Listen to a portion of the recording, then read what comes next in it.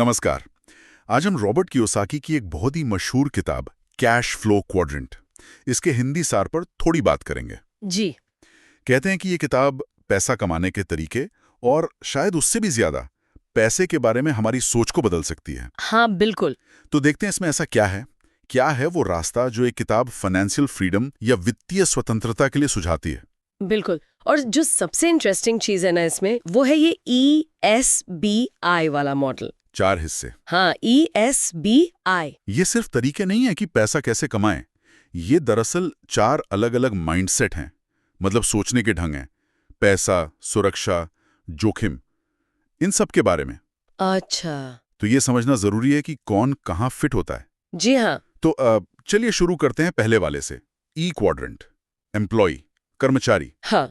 ये वो लोग हैं जो किसी और के लिए काम करते हैं, एक फिक्स सैलरी के लिए अपना समय देते हैं।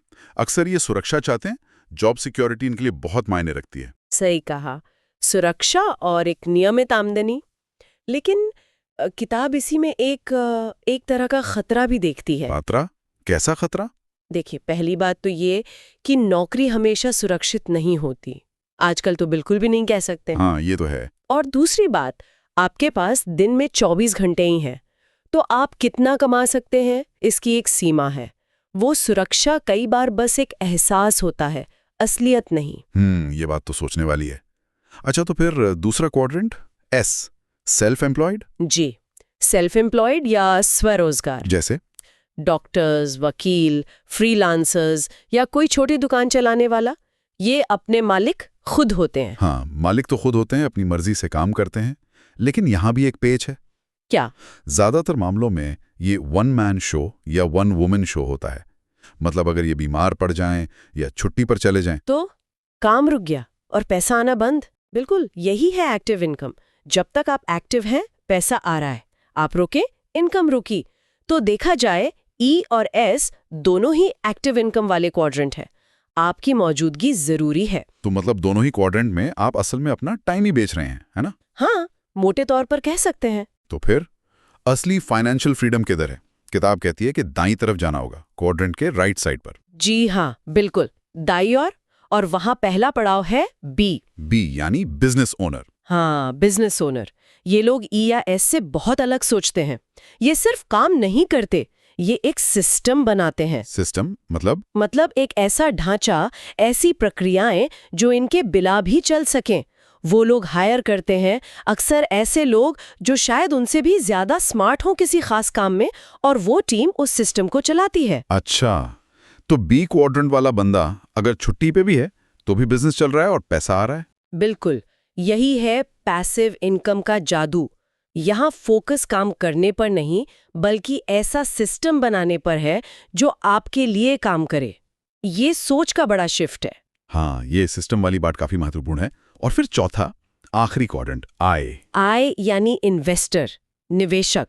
ये तो सबसे बढ़िया लगता है सुनने में। यहाँ पैसा आपके लिए काम करता है। एकदम सही पकड़ा।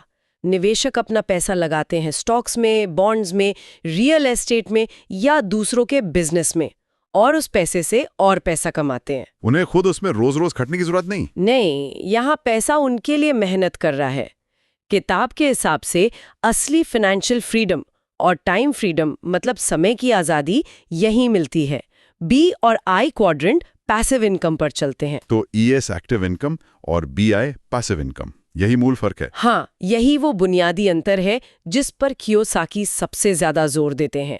और उनका सुझाव भी यही है कि अगर सच में आर्थिक रूप से स्वतंत्र होना है तो E या S से निकलकर B या I की तरफ जाना होगा। जी, धीरे धीरे ही सही, पर उस दिशा में सोचना और कदम बढ़ाना होगा। सुनने में तो बहुत अच्छा है, पर ये बदलाव आसान तो नहीं लगता होगा। नहीं, बिल्कुल आसान नहीं है। ये सिर्फ काम बदलने जैसा नहीं है, ये पूरी मानसिकता बदलने जैसा है। आदतें बदलनी पड़ती हैं, स्किल्स सीखने पड़ते हैं। कौन सी स्किल्स? सबसे जरूरी है फाइनेंशियल लिटरेसी, मतलब पैसे की समझ। पैसा कैसे काम करता है, निवेश क्या होता है, रिस्क कैसे मैनेज करते हैं, ये सब सीखना पड़ता है। सिर्फ कड़ी मेहनत से नहीं, स्मार्ट तरीके से काम करना सीखना होता है। तो अगर हम इस पूरी चर्चा को समेटें तो मुख्य बातें क्या निकलती हैं? क्या सीखा हमने? देखिए, कुछ चीजें साफ हैं। पहली, सिर्फ ये मत देखिए कि कितना कमा रहे हैं, ये देखिए कि कैसे कमा रहे हैं, एक्टिव है या पैसिव। दूसरी, पैसे के बारे में सीखते रहना बहुत जरूरी है, फाइनेंशियल एजुकेशन। सही। तीसरी, सिर्फ कमाना नहीं, बचाना और सही जगह इन्वेस्ट करना, ये भी उतना ही जरूरी है। और चौथी, शायद सबसे अहम, कोशिश करनी चाहिए कि कोई सिस्टम बने, कोई ऐसा तरीका जिससे पैसिव इनकम आए, ताकि आप सिर्फ अपने समय के बदले पैसा ना कमा रहे हों। बिल्कुल।